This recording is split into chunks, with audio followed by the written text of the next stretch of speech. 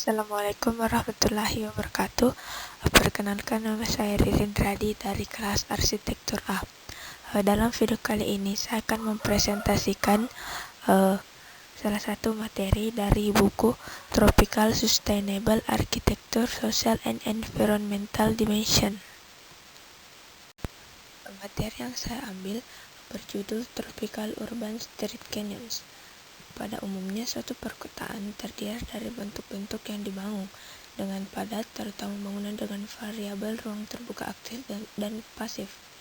Ruang terbuka perkotaan ini terdiri dari ruang terbuka besar, seperti taman kota, dan ruang yang lebih kecil di antara bangunan dengan istilah ngarai perkotaan.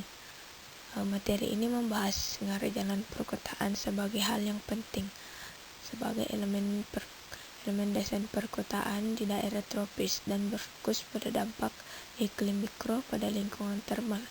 Yang terakhir melibatkan penilaian kuantitatif dari parameter yang mempengaruhi termal lingkungan ngarai jalanan perkotaan tropis dengan referensi khusus yang terjadi di Kuala Lumpur. Jalan di Kuala Lumpur. Sesuai dengan perkembangan perkotaan global, jalan-jalan tertentu di Kuala Lumpur telah berkembang secara komersial untuk memiliki karakteristik yang lebih kosmopolitan. Yang paling menonjol diantaranya adalah Jalan Bukit Bintang.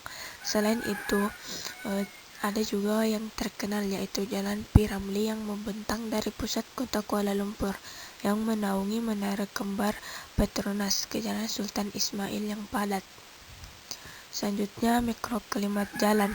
Iklim perkotaan telah menjadi subjek yang sangat menarik karena proses urbanisasi yang cepat yang terjadi secara global dan terus tumbuh pada lingkungan yang berkelanjutan. Sejak penemuan Luke Howard pada awal abad ke-19, Urban Heat Island atau UHI telah dipelajari secara ekstensif dan banyak peneliti telah menulis tentang ini, termasuk Oke tahun 1988 dan Syam tahun 1987.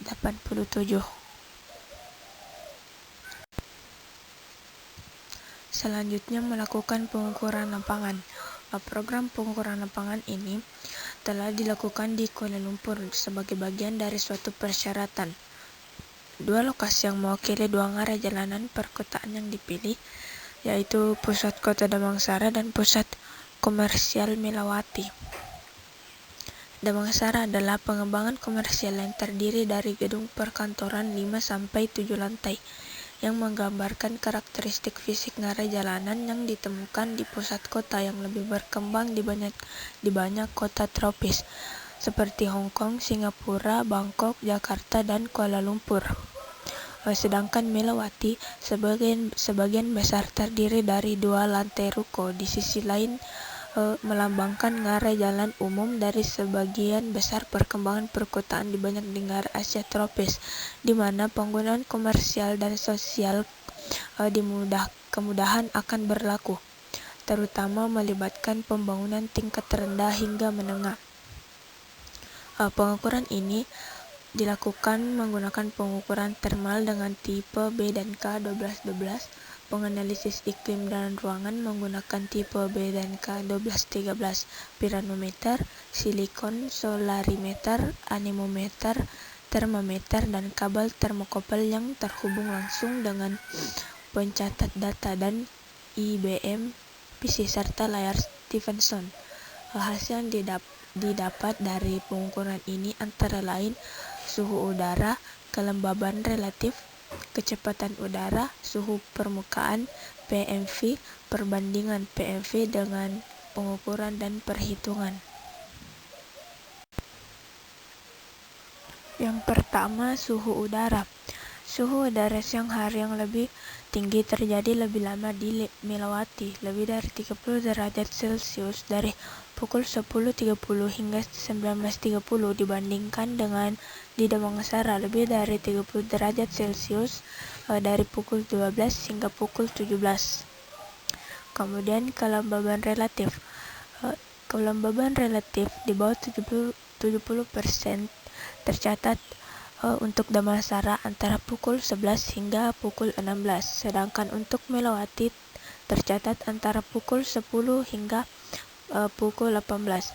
Pembacaan RH terendah untuk Damansara adalah 53% antara pukul 13 dan pukul 14, dan pembacaan RH terendah untuk Melawati adalah 50% pada pukul 14. Kemudian kecepatan udara. Kecepatan udara umumnya rendah di Damansara, rata-rata sekitar 0,4 meter per sekon antara pukul 8 dan pukul 14, dan 0,25 meter per sekon antara pukul 15 dan pukul 10. Kecepatan udara di Melawati sedikit lebih tinggi, rata-rata sekitar 0,3 meter per sekon antara pukul 8 dan pukul 12, 0,7 meter per sekon antara pukul 13 dan pukul 17, dan 0,4 meter per sekon antara pukul 18 dan pukul 10. Selanjutnya, suhu permukaan. Dari dua lokasi menunjukkan bahwa suhu permukaan tertinggi pada pukul 14.00 di kedua lokasi dan mencapai lebih 45 derajat Celcius. Selanjutnya, PMV. Nilai PMV siang hari umumnya lebih rendah di Damansara daripada di Melawati. Namun, PMV malam hari di Damansara tetap di atas 1,0 hingga sekitar pukul 23. Sedangkan di Melawati dengan cepat turun di bawah 1,0 sebelum pukul 20.00. Kemudian perbandingan PMV yang diukur dan dihitung.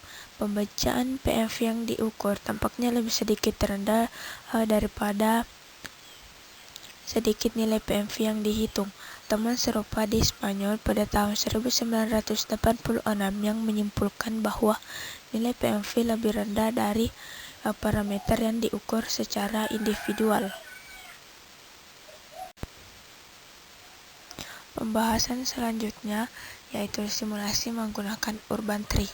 Urban Tree telah diterapkan untuk memperkirakan anggaran energi di Damansara dan Melawati Ngarai perkotaan. Urban Tree merupakan model urban kanopi layar atau UCL yang dikembangkan oleh Profesor W.H. Rekan penelitiannya pada tahun 1970-an terjun dan O'Rourke tahun 1980 secara khusus mensimulasikan iklim perkotaan pada skala di mana orang menempati lanskap perkotaan. Urban Tree terdiri dari bagian utama yaitu hambatan dan faktor tampilan, kedua intersepsi radiasi, dan ketiga perhitungan suhu dan energi. Kemudian bayangan ngarai perkotaan. Hal ini dapat diukur sebagai persentase dan total luas permukaan ngarai.